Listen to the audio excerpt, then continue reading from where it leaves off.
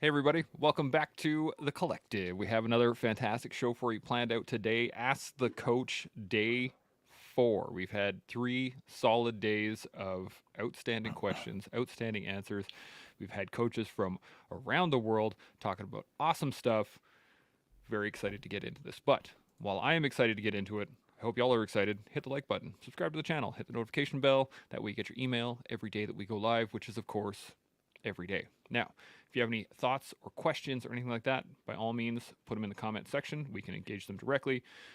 If you haven't gotten me your video questions yet, shoot them to me at any point in time, and I will get them on the stream. Any thoughts before we dive in? Everybody good?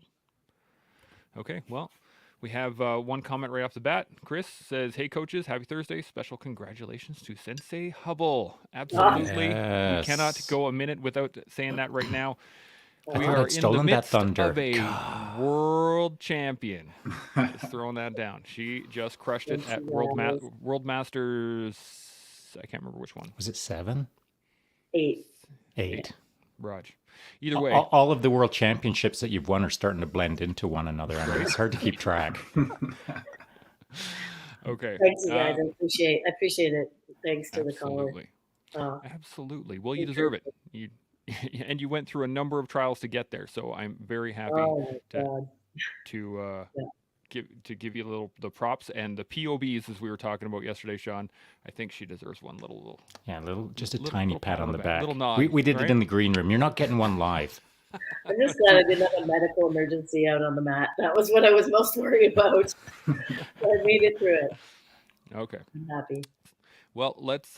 It's been a while since we've had actually Kathy, Clay, and Fran. First off, thanks for joining us. So let's go around the table. Give me a quick little bio, 30 seconds, and then we'll jump into the questions. Kathy, I'm going to start with you. Go for it. Yeah, so I guess 8-time jiu-jitsu world champ and more importantly, the world judo champ. That's where I am right now. I'm at my dojo. I'm actually living in my dojo for this week because I'm on set here in Kelowna as well as teaching judo classes in my dojo back there. And yeah, I've been doing judo for about 40 some odd years and black belt in judo, fourth degree, and first degree black belt in jiu-jitsu. Um, and been coaching on and off for all those 40 years. So I started coaching little kids when I was a teenager, like a blue belt teenager, and then owned my own clubs throughout the years, and been international tournaments as coach as well. But now just really want to encourage like the recreational judoka, like this little club. I love it. There's pretty much 98% recreational judo here at this club and grassroots and beginner. And I put on a little grassroots tournament every year called the Okanagan Open. And I just want to build judo from the ground up at the grassroots level. It's more my focus now. That's my coaching Absolutely. goals.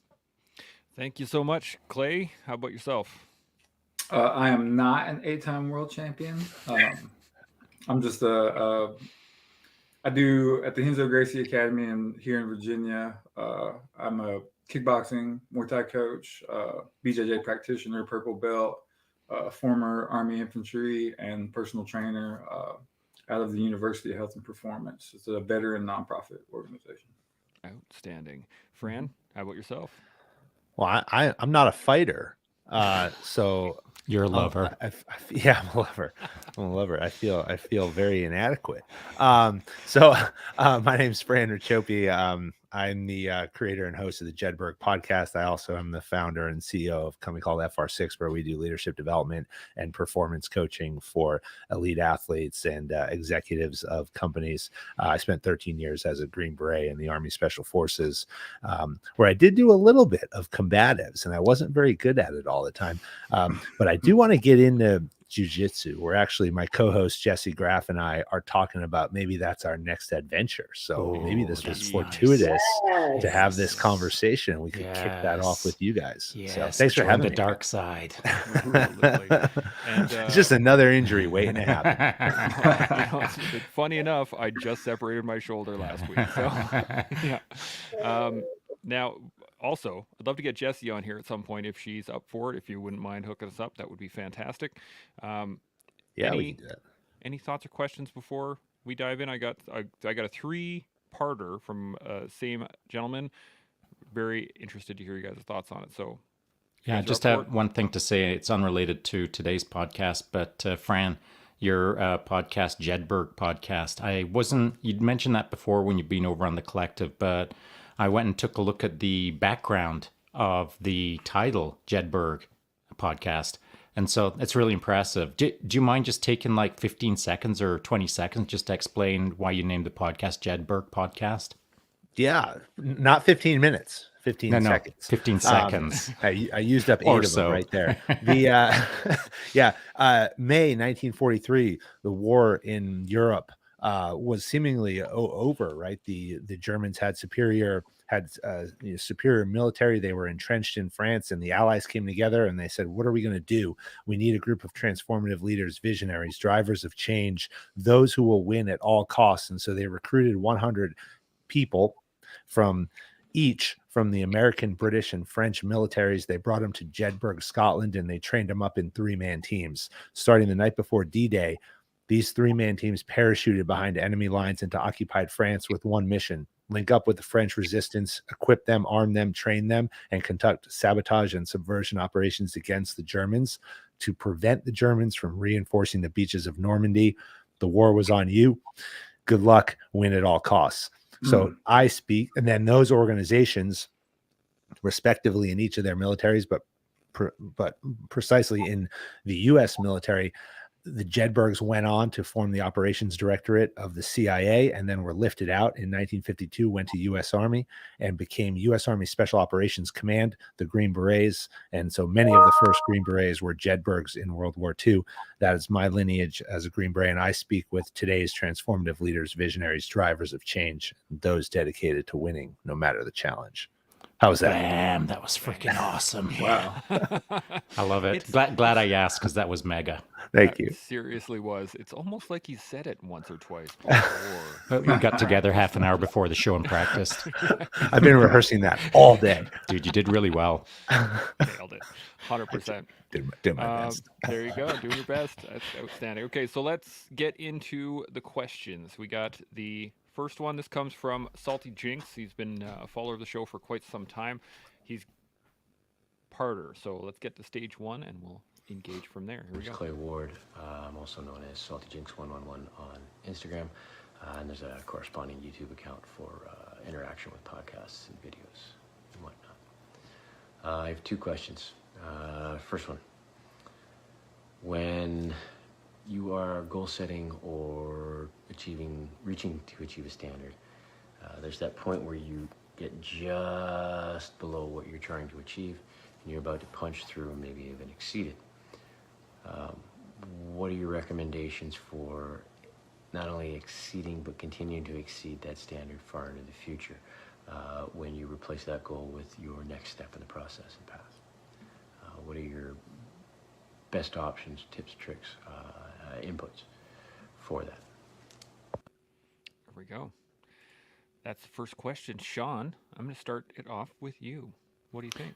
Sure. If I understand it correctly, just to paraphrase, we're talking about when you're coming up on maybe breaking through a plateau or coming up on breaking through a PR, a new personal record.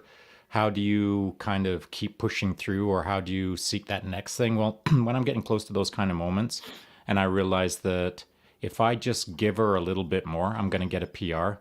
Well, I give her a lot more because I'm not satisfied with the PR. I want to double down in those moments. If I know that it's within reach, I ain't interested in. I'm interested in what's beyond my reach. So if I'm on the cusp of setting a new PR, I want to set a PR, like a double PR in that moment. And I may not achieve it, but the PR ain't interesting to me. What is interesting to me is what I can't do, not what I can do. And so when I get to these moments and it's right within my grasp, I'm not grasping for it. I'm grasping for the thing I can't grasp, if that makes sense. I like that a lot. Clay, what do you think? I feel very similar to Shaun, and maybe that it starts, on the initial goal setting process where, if you're an 8-time world champ maybe the goal setting at the beginning is to be a 9-time world champ. So if you fall short at 8, you've really reached your goal, but you just set it slightly higher than what you intended to in the first place. Interesting. Kathy, what do you think? Oh, yeah, you're muted here. Hold on a second. There you go. Oh, you got to unmute yourself. There we go. Sorry, I had to move locations, ran out of power in that location. No worries. Back in my dojo. Just echoing what Clay said, 100%. You know, you set those goals, and maybe it's 9-time or 10-time or whatever your thing is, but certainly the short term to make them achievable, like small baby step goals. And for me, anyways, I like to put them up on the fridge, and have the short term section, mediums, and then the long terms.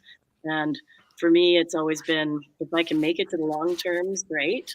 That's a bonus. But even being able to snatch the short terms off the fridge, knowing you've got those, you've always got a measure of success and progress happening. You get to your mediums, that's even better. Snatch those off the fridge. You get to the long term, that's the end goal. Then that's always helped for me to break through to achieving goals anyways. Mm-hmm. Absolutely. Bran, you want to round us off? Yeah, I think this is about execution risk when I think about his question, right? And I think about, let's talk about the micro moments, right? I think his question is asking a little bit about in terms of macro goals and a little bit of micro moments, right? And we think about, we're running on the treadmill and our goal, whatever it might be, say it's a 7-minute mile, 6-minute mile, and you're on that pace and you go into that final lap, but you're exhausted. You can do it, but now you start thinking, well, what if I was a couple of seconds off? That'd be okay, right? That'd be all right. Like I was close. I got it. I basically got it. But did you? Right. And so we're in near that micro moment. And you think about, it's the 1%. Do a lot of work with collegiate athletes, right? And I talk to them about the 1%, because that's the difference between 10th and first. It's the difference between a podium and not a podium. Often it can be less than, if we're talking mathematically speaking, but that 1% is in the mind. Often there's very little difference physically between somebody who sits on the podium at an elite event and the person who gets 4th, 8th, 10th in a lot of cases. But what it comes down to is the people at the top are, in the moment of execution, are unwilling to accept anything but the achievement of their goal or surpassing that goal. And so I use the term execution risk because when it's hard, when we give the 99% and we're ready, we believe, to go that 1%, but that 1% is harder than the previous 99%, that's when people back down. That's when people say, well, I did enough. I could walk away proud of myself, right? But did you achieve your goal? Did you surpass your goal that's going to allow you to set the next goal? Because it already hurts. Who cares if it hurts a little bit more? Because tomorrow, when you surpass it, you can set a new goal. Or we're going to be here tomorrow and have the same conversation we had today. Which one do you want to be? Interesting. Shaun, go ahead. Yeah, I saw you nodding there. Go yeah, for it. yeah. I the way I'm thinking of this, and it's what with Clay's intro, believe it or not, when he was referencing Ed Henzo as a Muay Thai instructor, etc. And as Clay knows, or anyone who's been in a stand-up combative martial art, when you're punching a pad, as an example, as you go to punch that pad, you're not trying to hit the surface of the pad. What you're trying to do is punch through the pad. You're trying to hit here, not here. You're trying to punch about 6 inches to 12 inches through that pad. I'm not trying to hit the surface. I'm trying to push it right through that person's head. And so when you're throwing a strong punch, you punch through it. When you're making a strong effort, you strong effort through it. To me, the goal or the target that is being set for that day or for that year or for that life, that goal is like the surface of a pad. You should want to punch through it, not just punch it. Clay, you got any extra? Excuse me, Clay, you got anything to add on that? Yeah, Fran, I think I could run through a wall after hearing what you just said. Like, I don't know what it is with you New Englanders. I have a friend, Johnny Martin. But you guys, man, there's some motivational human beings up there. But no, I think, you know, when I listen to Kathy, you know, obviously she's very, I mean, she has to meet her goals. She's accomplished so many, but taking stock in the small goals that you've accomplished towards that larger goal. And David Goggins, he calls them the cookie jar. You reach back into the cookie jar and you say, you know what, I can accomplish this. Not only can I accomplish this goal, but I can also punch through the pad and accomplish a bigger goal in that moment of execution that Fran talks about, it was amazing. Yeah. Yeah. Fran, you got anything to add? It's about put it in the work, you know, and thanks, Clay. I appreciate it. I mean, it's about putting in the work. I mean, what David Goggins is talking about and what Clay's referencing is, you know, when we come to execution, knowing that we've filled the jar with cookies, right? That we put the work in to get here, then there's no doubt, right? And so I work with collegiate rowers, with collegiate, you know, rowing men's crew, and what we can never do is sit at the starting line with the blade in the water and have that doubt that the person across from me may have done more than I did to get to that moment. Because if you have that doubt, now you're in hope. Now you're hoping that you've put enough in to get it done. But when you sit at the moment of execution and you know that I've put everything in to being here, everything possibly that I could have ever done to get me to this moment, I put that work in. Now we're free. Andy Towers, the head coach of the Premier Lacrosse League Chaos, talks about executing free.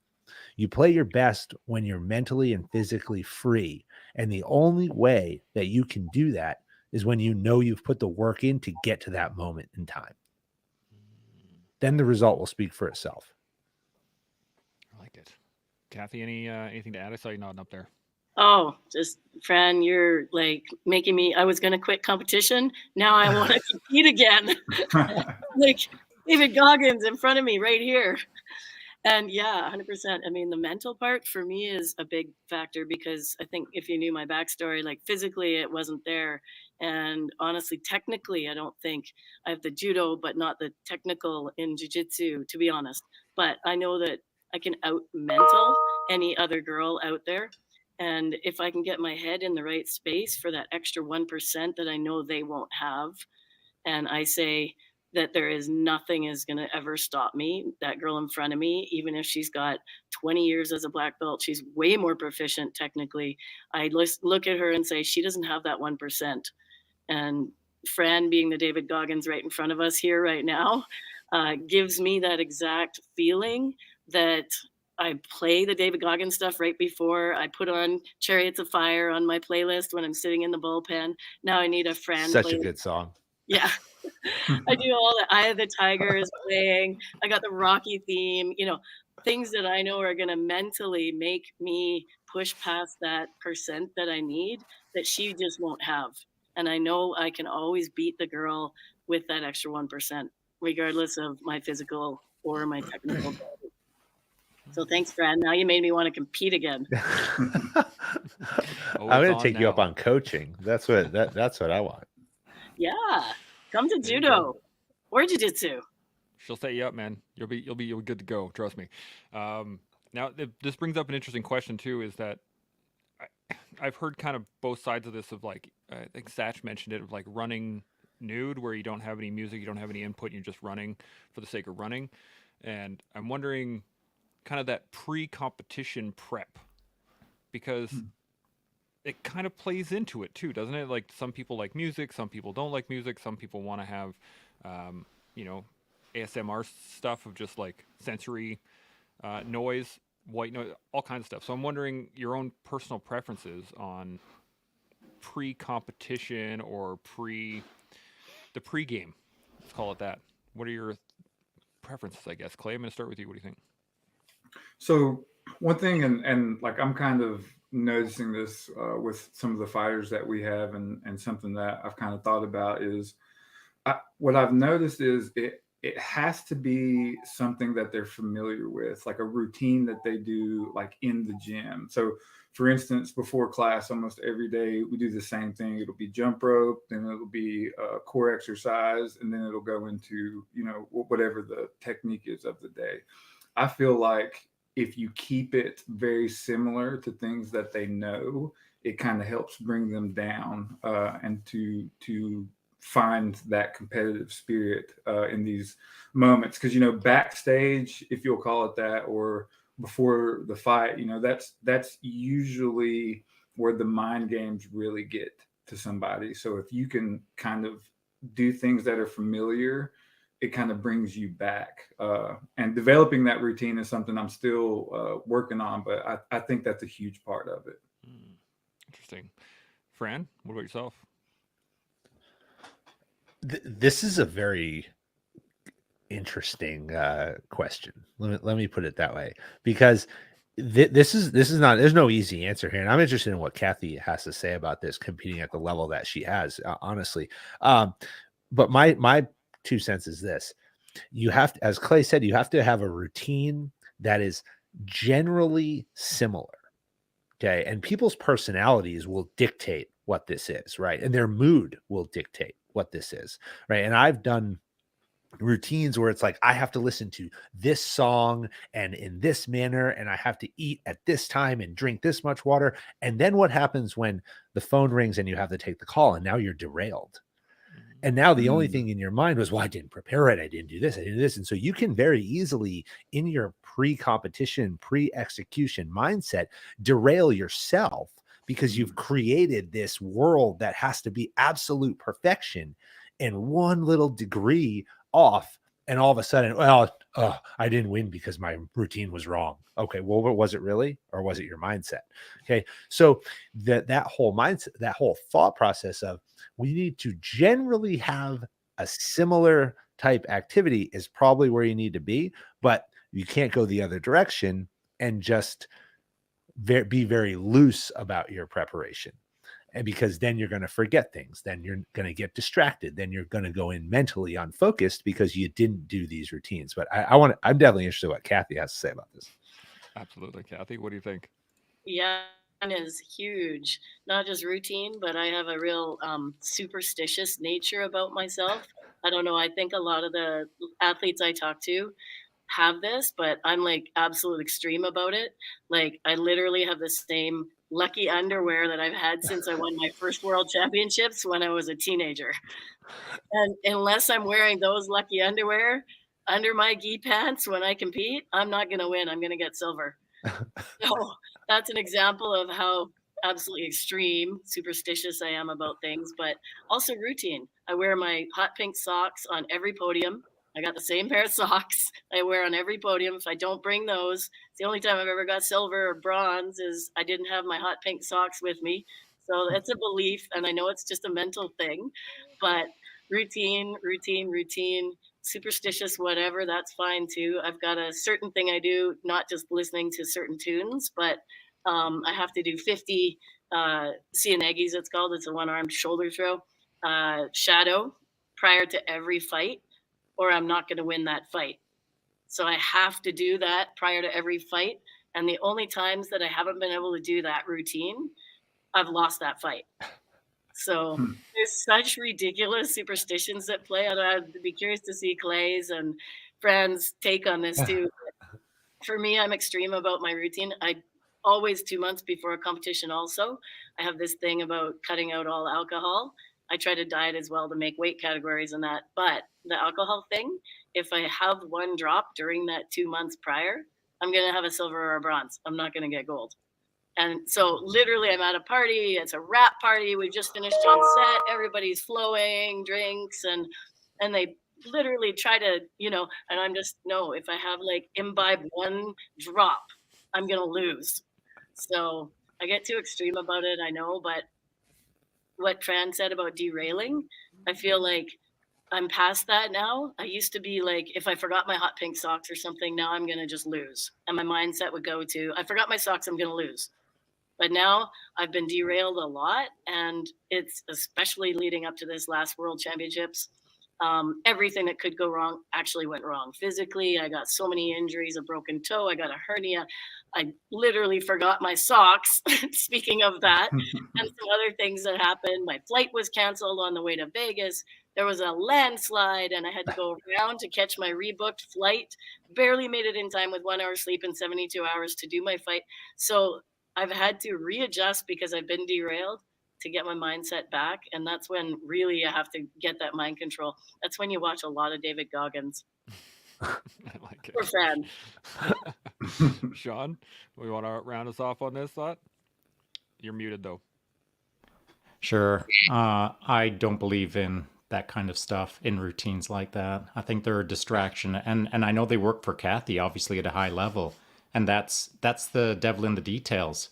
There's Kathy's in the world, and there's Shaun's in the world, and Shaun doesn't believe in all of those routines, and Kathy does. Shaun isn't an 8-time world champion. Kathy is, and so you can do all kinds of things in your life and create success.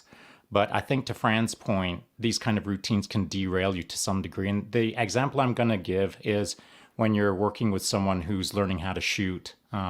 Maybe they're a half decent shot, but they want to get better. And so what you'll see them do on the range or wherever it is, they've got all the, excuse me, they've got all the goofy little tells. They're like a bad poker player.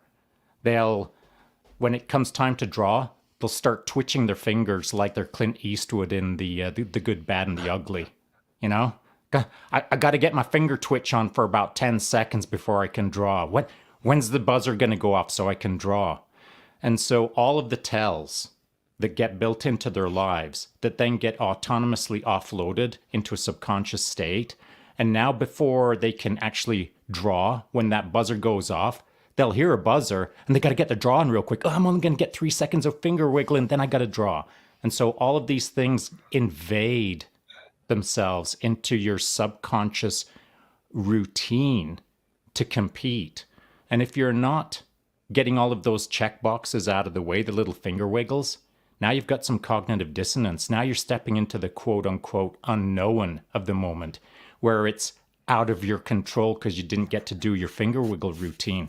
And that finger wiggling is just an example of many things that can be built in just to a shooting draw, into a holster pull.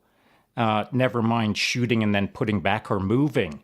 If your routine is that no matter what's going on, the moment that you step off that X, you always have to step off with your lead left foot, even if your right foot's forward and the right foot makes the most sense. Well, these kind of invasive thoughts are not productive in the moment for the most efficient and effective move at that moment.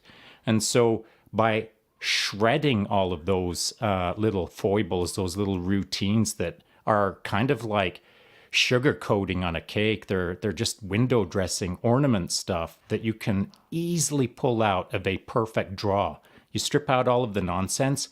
Now you're right down to the fundamentals of doing a fast, precise movement. And so I'm not a fan of routines, and any athletes that I worked with, my job to some degree was to not break them of those habits, but try to help them understand that the finger wiggles aren't required to get on the podium. I know. Yeah, it's interesting. I do want to. Any thought? We still have some more questions here, but any thoughts on that directly? Anybody? Pretty good. Yeah, Clay? just real quick. So Fran kind of hit it for me where it's general, maybe, that it doesn't have to be so specific, but like, you know, in Afghanistan before we went on mission, you would do a pre-mission checklist. So maybe it's not specific routines as much as it is like a general checklist that a person might want to follow. And to his other point, it's kind of catered to the individual. So the routine may not be the same routine for the whole team, but a routine or a checklist, if you will, it may be catered to the person to bring the body into the mindset to prepare for a fight, if that makes sense. I agree with that, and that totally makes sense to me. I guess I'll be more clear or granular in my comment, and that is if you've gone through all of the processes that the team needs to go through individually or as a group to get inside of the ring to go fight, once you're in the ring, now it's the individual who's performing as an individual. And as a stand-up fighter, if every time you've got to throw a right cross, you've got to bounce your left lead leg 4 times precisely the same way before you throw, well, there's the tell. And all it's doing is interfering in with your maximum or peak performance. And so that's the kind of stuff that I'm talking about. Oh yeah. Fran, any thoughts? I would just go back to really understanding what are you doing it for, right? I mean, when we separate, let's separate average everyday person versus a Kathy or for me. And Kathy, I got to ask you if you know Jessie Graff, because she's in. You guys may have run into each other in the stunt world. No, But- actually, we haven't. We haven't run into each other, but she works in more LA, and I don't have a green card, but I work in the Vancouver stunt community. Yeah, and now the Kelowna stunt community. Yeah, and I'd love to meet her. So that would be we'll great. have to set it up sometime. That'd be great. Love it. But I mean, Jessie and I talk about this all the time because the thing is she's an elite athlete. She's a professional athlete. She's a professional stunt woman. I'm a dad of 3 young children, running multiple businesses. And so our definition of elite performance is often very different. And for me, that might be going outside into my barn for 20 minutes because that's all I have in this window of time. And so I'm not going to do, as Shaun was saying, I'm not going to do a warm-up run. I'm not going to stretch. I'm not going to do anything that's going to prepare me. I'm probably going to have just finished a Red Bull and a coffee and switching off between the two. And maybe I'm going to take 1 sip of water before I go outside and it's 95 degrees out. And I'm going to give everything I have until I'm soaked in sweat laying on the ground. And then I'm going to come in and I'm going to drop sweat all over my computer as I get back to work. Whereas I'll look at Jessie and say, hey, let's go do that. And her perspective is, well, I've got to get my heart rate monitor. We've got to stretch. We got to prepare. We got to get ready. And we got to have our macros and our protein drink. And it's like, okay, cool. But now my window's up. So I got to go. Right. And so we have different perspectives. And so when we think about what do we need to do in order to perform at our best, because that's really what we care about is performing at our best in any given moment, that may be very different on any given day. And it might be very different for the goals that we have and what we're doing. And it's not to say that on another day, I might say, well, you know what? I have an hour. So I am going to go warm up and I'm going to stretch and I'm going to feel good. And I'm going to stretch after and all this other stuff. But that might not be something that happens every single day. So it's got to be individual. It does have to be individual, but I think you just raised the perfect case study of between you and Jessie. You both represent we'll call it the fullness of the approach to the moment. And so I'm like yourself. After this is finished, my warming up and stretching will consist of putting on my ride shoes and going and slamming some single track. If I haven't eaten, big deal, whatever. Yeah. I'm thirsty, whatever. I'm going to go smash. And so that's how I was raised, to go face the adversity like at the drop of a hat without any lucky rabbit's foot. And if I don't have my lucky rabbit's foot, I can't smash. Forget about that. I'm going to smash. And so there's got to be Jessies and there's got to be Frans in this world. And then the Jessies and Frans have to switch roles and experience each other's own existences, as it were, to better understand the extremeness of what does or doesn't work for you. So Fran, like maybe all of the macro planning might work for you if you do it more frequently, if you explore that world. And that's what it is. This is what this conversation is about, is Kathy prefers to have a lucky rabbit's foot. Shaun prefers not to have a lucky rabbit's foot. Kathy is a world champion in things that Shaun isn't. And so Kathy has obviously figured out a way to make Kathy successful, but that doesn't mean that it's right for everyone. But what it is right for is Kathy's ability to be able to explain how she became a world champion and what she's observed in others as she became a world champion. That's what coaches do. They don't explain the world of performance through a singular lens of their own lens. They, at a certain point, they've gained enough experience and they've worked with enough people and they've made enough mistakes that they can custom craft the solution, lucky rabbit's foot or not, for the individual to become successful. Absolutely. I do want to bring up the point, and I think it bears mentioning in that the fact that none of these lucky rabbit's feet or pre-game things are going to give you the victory or not. What's actually going to give you the victory is the work that you have done prior to that entrance, prior to that pre-game, prior to those little things are beneficial singularly to yourself or to not yourself. But I do want to harp on the fact that, if you have the best music playing before a competition, that's not going to help you win unless you've actually practiced prior to the competition. If you've actually trained for that competition, because if you don't train for it, you're not going to win regardless. So I just want to make that very plain and clear to anybody that's watching, because I could see somebody misconstruing that and be like, oh, well, I just have to figure out my routine and I'll be fine. No, so music doesn't make you a world champion? You got to work? Okay. Actually, yeah, you have to work. Okay. Just wanted to make it clear, just because we haven't got there yet. And I don't recommend the lucky rabbit's feet to my students either. It's my own little quirky thing. I would never say to a student, you've got to have a certain superstition to make this work. I say, let's put in the work, and which I do as well. But to the student, I go, this is what's going to win you championships, you putting in the work. If they develop their own little quirky things along the way, that's their business. I've got a little quirky thing that I do. That's my business.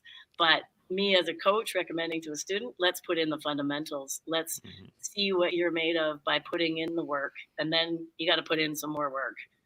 If they develop some little fun rabbit foot thing along the way, then that's their thing.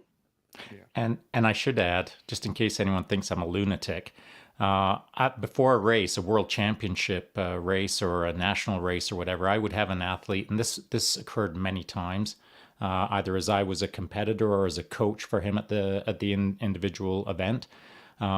He would come up to me every single time and say, hey, Shaun, can you just take a look at my handlebars and make sure that they're straight? They were perfectly straight. But it was this little routine that we had to do at every Worlds. Hey, Shaun, can you just look at my handlebars? Make sure they're straight. They're straight. Okay, I'm good to go. It was just his little quirk. It was his lucky rabbit's foot. It's of no consequence to me. And if it makes him feel better about his performance, I'm going to do that every single time. I'm not going to turn it into a moment. I'm just going to give him the nod and say, you're good to go. It's a funny little thing that we're talking about, but what it does relate to me is mindset. And so before Kathy went to Worlds, she'd already worked harder than maybe the Worlds event itself. And that's the way I like to approach things is if I'm training to head towards a thing, I want to be training so hard that the event is easier to some degree. So I've already won before I step on the event mat or on the event dirt or the event door kick or whatever the case is. I've already won to some degree with my mindset. That doesn't mean I'm going to win in the moment. What it does mean is as I line up to go kick that ass, I feel like I can kick a couple of asses. Oh, can I add to that? Absolutely. Because that, you just hit on something that's so important. And when we talk about coaching, because coaches dictate this most often in their training programs, volume, right? Volume, repetition, consistency. A lot of that is dictated by coaches when they develop the training program. Bill Belichick, from the head coach of the New England Patriots, on the dawn of football here, the new season tonight. Okay. I have talked to players who have played for him, and they will consistently tell you the exact same thing. They despised practice and couldn't wait to go to games because practice is so miserable and so horrible and so hard that when they go to the game, even though they're executing at such a high level and you have all of the competition emotions, it's like a day off. Oh, yes. Okay. And I when we talk about development of the training program in rowing, right?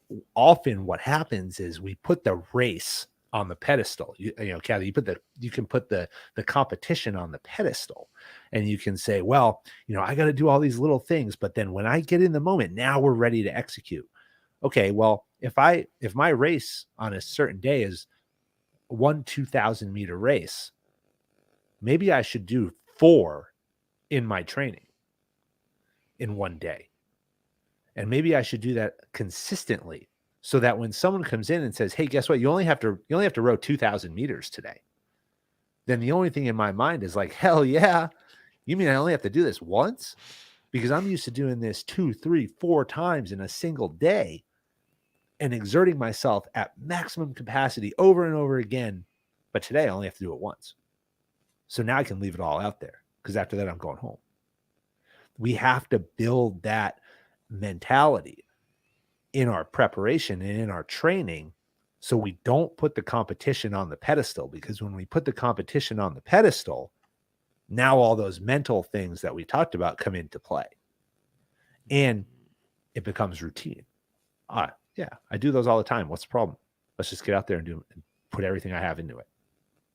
Yeah, I try to encourage the athletes to treat the event like the best Christmas present they ever got. They're looking forward to unwrapping it, because it's like a day off. It's like a break. It's like a holiday. They get away from me. they they can be left alone for 24 hours of solo mountain bike racing and enjoy it, because it's not as hard as anything that I've put them through already. So I feel the same way, Fran. Yeah. Clay, you got any thoughts? You've been quiet down the corner there. Oh no, I'm writing notes. I'm checking it out. Yeah, no. Like Fran hit it earlier. It's that same thing of hope is not a game plan. Like it shouldn't be about hope.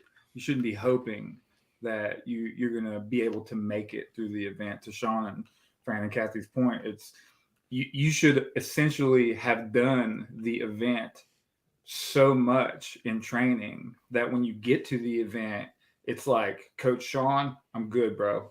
I'm gonna do my little routine here. It's for me. It's to calm my nerves, but I'm good. I got this. You know, Coach Fran, we're good. I know we've done this 4 times. I'm good, Coach. Let me go. Let me out the gate. I'm ready to rock. And that is that's great to hear. You know, as an up and coming coach, not quite on their level, to pass along to guys that I'm training. So yeah. Clay, what happens in the infantry when you walk in and you brief your commander and you say, all right, well, sir, I'm gonna, we're gonna set up this raid, and first squad's going left, and second squad's going right, and then hopefully the enemy's gonna retreat. Front leaning rest position. Move. Yes. Yeah, and you're your peeling potatoes, commanders, buddy. and your platoon leader's fired. Like, Yeah. hope is not a course of action. When you look over your shoulder, there's no one standing behind you, because they just dropped smoke and ran. Exactly. Gone. I do want to apply this back to Salty's question, because this is kind of what he was talking about, is that if you put your PR, you put your personal best, you put your whatever, that goal that he was talking about, you put that on a pedestal and you're like, oh, I'm going to make it there.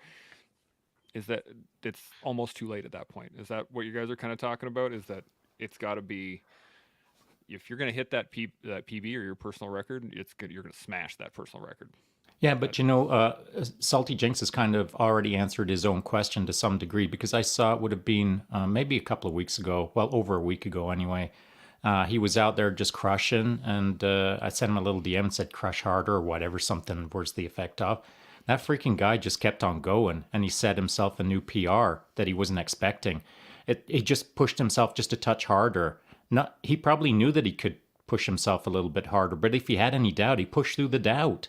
And he went on to set himself a new PR that day. And he's pretty stoked about it, but not so stoked that everything else faded away through its magnificence. He kept it realistic, but he was just pleased that he pushed through. And that's what we all can do. That's what we should all ask of ourselves, is as we're approaching that PR, punch right through that pad and see how far your fist goes through it. Mm-hmm. Absolutely. Any other thoughts? We've had a great conversation so far. We wanted to get another question in here. Anything else though before I move on? Very good. Okay. Moving on to Salty's second question. Here we go. When dealing with individuals who may have mental health issues and be reactive, or they are uncoachable or problematic with coaching, with regards to the fact that they are unable to follow a separate path or process, or they're locked into one, what are your recommendations, tips, tricks, tools for getting that individual to feed on that process, invest in it, and find that way for individual and personal development? And where do you see the most requirement for focus with regards to getting an individual to invest in themselves for that, when it comes down to the fact that it might just be complicated for personalities? Thanks for taking the questions, and I look forward to seeing your answers. Kathy, I'm going to start with you. What do you think? Yeah, I think earlier when Fran was talking about personal preparation for their specific, for example, here's an example. When I'm getting a stunt person ready for their scene to fall off the cliff or to get lit on fire or whatever, I always ask them, do you want a 3, 2, 1 action, or do you want a and action, or do you just want action, or do you want action, Scott? What way do you want it? Because everybody has a different way for their own prep. And same with a judo student or anybody that we're coaching. And we have to tap into what's going to work for them, I think, more so than what we as a coach think works for us and putting it on them. I would never be like, well, I always go with Kathy and action, so I'm going to give you Scott, and action. I ask him, what do you need before you get lit on fire, or whatever the gag is that we're setting up? And he gives me his, well, I really like it when coordinators say 3, 2, 1, and action. That gives me enough time to mentally prepare or get my harness ready, or whatever the thing is, one last swipe of the gel, whatever he's doing.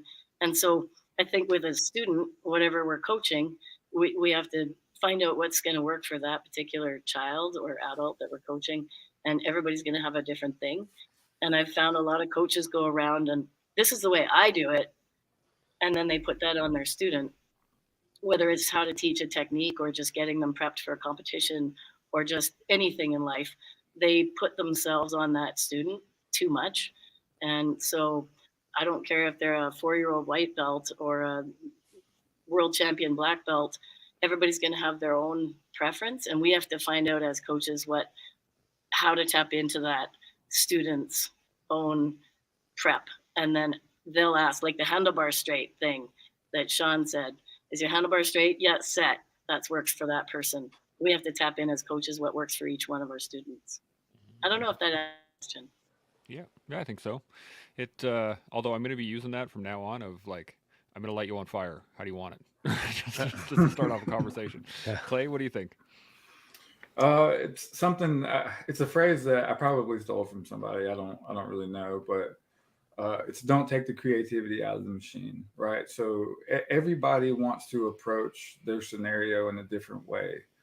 And so for instance, I have where I'm at, it's a college town, and I have some young kids that are graduate college students, and they're engineers, and they really like to plan up to their fights. They don't like to just go into the fights. But then I have another guy in particular who he doesn't even want to know about it. He just wants to know that there's a fight coming up and just get me ready. So it really is like Kathy's saying, and Fran hit it into it too, is where it's really trying to understand the individual as much as you can and help them find their process inside of your fundamentals, right? So everything has to be built off of the fundamentals. I'm not just going to let a guy go in there with his hands down, throwing haymakers. It has to be built off of the fundamentals, but inside of those fundamentals, help them find a process that works for them as an individual. Yeah, absolutely. Fran, what are your thoughts? This is another 45-minute answer to a 30-second question. Take 12 seconds. Yeah, not going to happen.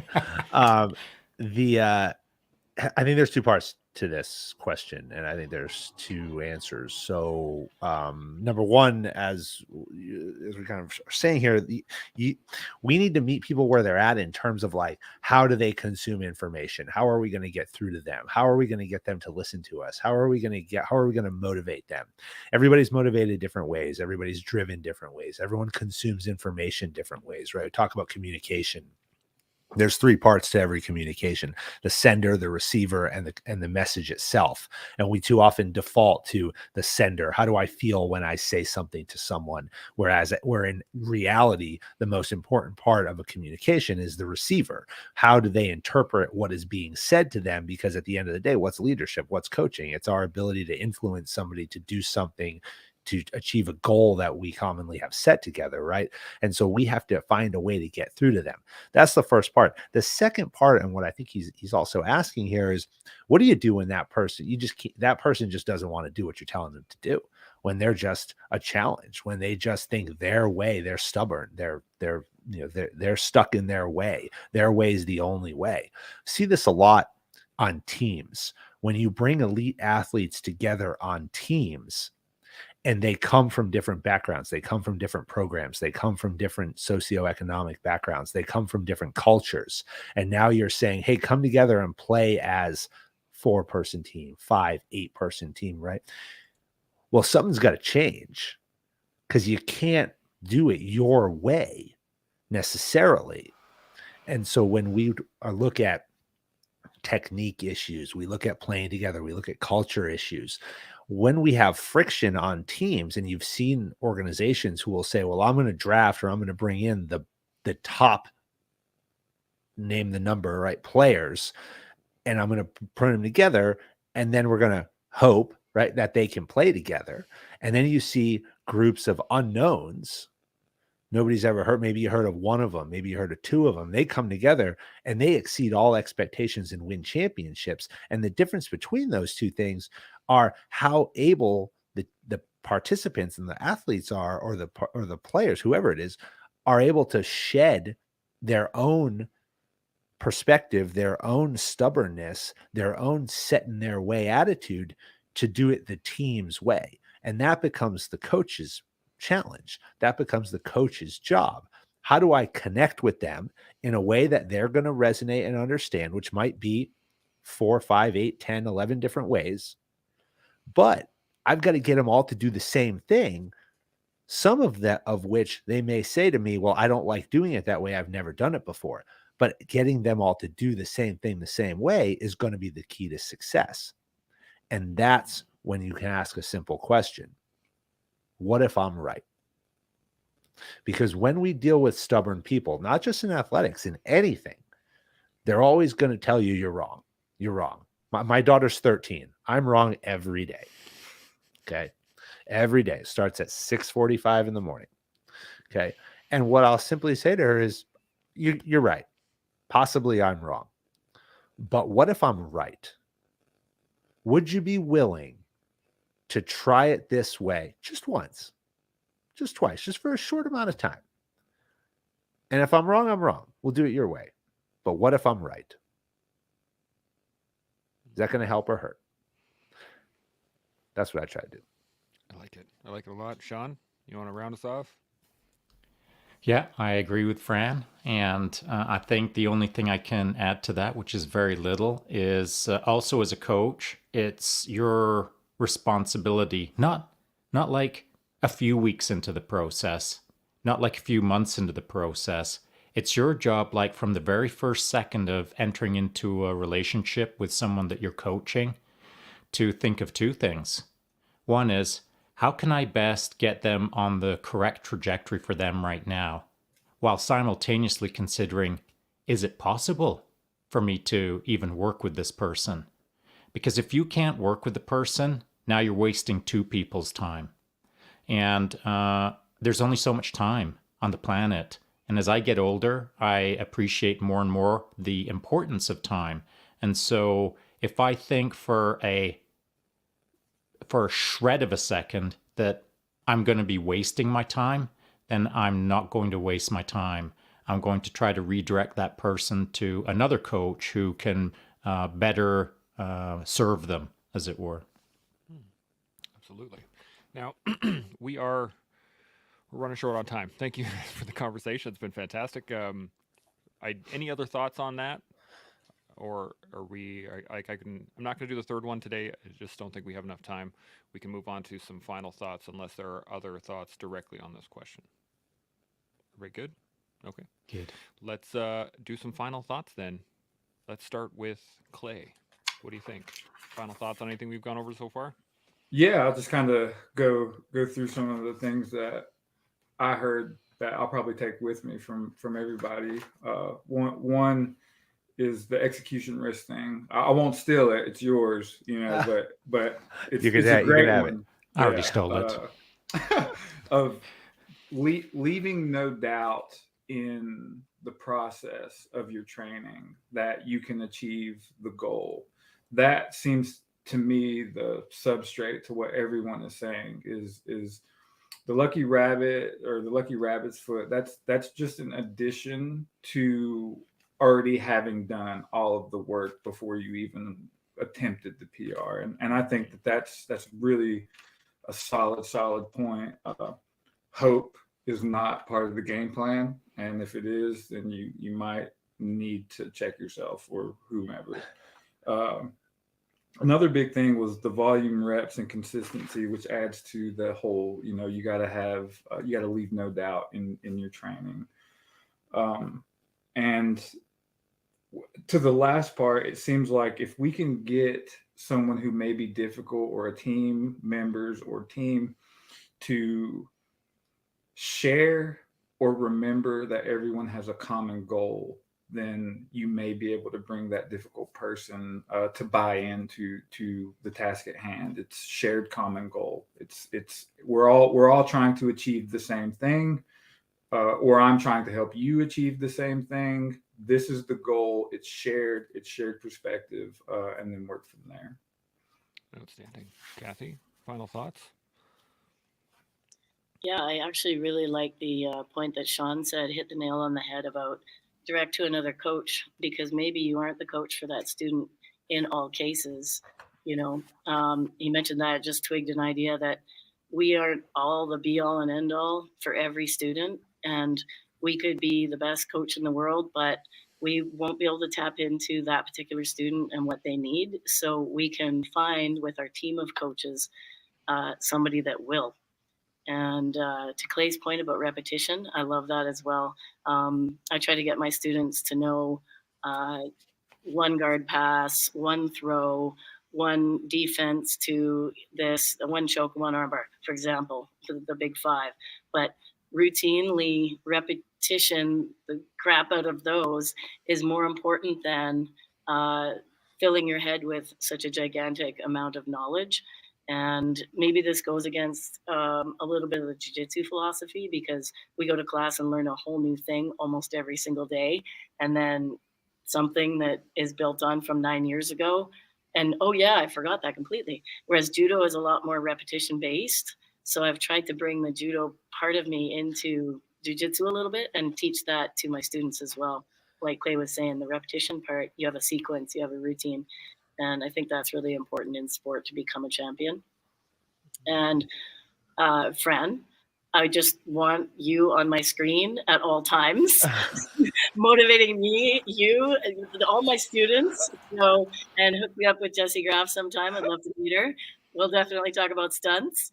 And I hope you go on to David Goggins' fame someday, Fran. Well, thank you. I really appreciate that. Check. You can hear hours and hours of me on the Jedburgh podcast. So don't worry about that. When you get them uploaded. Yeah. The next 14. We'll have to have the guys connect us, and we can continue the conversation offline. Absolutely. I like that very much. This is so I think I'm up, right? You're going to me next. Okay. I will. It's coaches week, so I guess I'll kind of sum it up. What does it mean to be a coach? All right, and this is an absolutely awesome responsibility to be a coach, because you're a teacher, you're a mentor, you're a friend. Okay, in some ways, there's a lot of different terms we could put on it. To a lot of people in this world. A coach serves as a parent to a lot of folks, but you remember your coaches. If you're a young athlete, when you're an old athlete, you remember your coaches and everyone that you had. And it is an absolutely awesome responsibility to shape and mold others. But what defines our success as a coach, and what happens between the great coaches and those who said they coached, is why are you there? Because if you're there for yourself, you're never going to be a great coach. You're there for the others. You're there to empower others, to lead others. Coaching is the definition of leadership. Inspiring others and creating an environment for others to be their best, to achieve their best, to achieve the impossible. You never look at a crappy team and say, well, that's a great coach. But you always look at a good team and say, well, they're well coached. And that holds true in anything we do, whether it's athletics or business, it doesn't matter. So coaching is not to be taken lightly. We have influence over everybody that we touch and we speak to as coaches. And it is incumbent upon us to go off and do great things because we live through others' success. And it's not about how we feel. It's about what makes them the best that they can be every day. Bam. Well, and Fran's going to take over the show. So we now have a clip. Yeah, exactly. Shaun, you want to round us off there? Yeah, sure. So I agree with Fran. And the other aspect to what Fran said is we shape our people that we work on behalf of, but they also shape us. And so anyone that we work with makes us the coach that we are. Anyone that we work with makes us better or worse, depending on how you manage that moment. If you're not managing it well, it's making you worse. If you're managing it better, it's making you better. And so I'd said earlier that our responsibilities are to make someone better or pass them along to someone else if we feel that we can't work with them. Don't do that within an hour. Don't do it within a couple of days. Give it a little bit of time until you figure out that maybe this isn't going to be a real good fit. I'd like to move them on to another coach that can better manage the situation. And the reason I say that is in order to become a better coach, you've got to work through the adversity of coaching yourself. Coaching can't be so seamless. Even if you've been doing it for decades, it shouldn't be so seamless that you're not learning, that you're not growing in the moment. So if you've got a challenging person that you're coaching, stick with it for as long as you can to learn as much as you can until you realize that maybe this isn't going to work out. Now I'm wasting my time, I'm wasting their time. I'm going to pass them on so that their time is better served by someone else. But while you're going through that process, become a better coach through it. Yeah, absolutely. Well, with that, I do want to just say thank you guys so much. Clay, Kathy, Fran, been awesome conversation. This has been so much knowledge has been dropped in this particular conversation that I think it will serve people for many years, as hopefully as long as the internet doesn't die, this will be serving people for many years. But I do really appreciate it. It's been a great convo, and I'm gonna get you guys set up at a later date with the interactions with Steph. There we go. It's like forgot her name all of a sudden. I do really appreciate it. So as we all learn what we're personally capable of, that means we can grow upon that and then knock it out of the park and build ourselves into the people that we're meant to be. You can do that with us here on The Collective. We'll see y'all tomorrow. Gmo.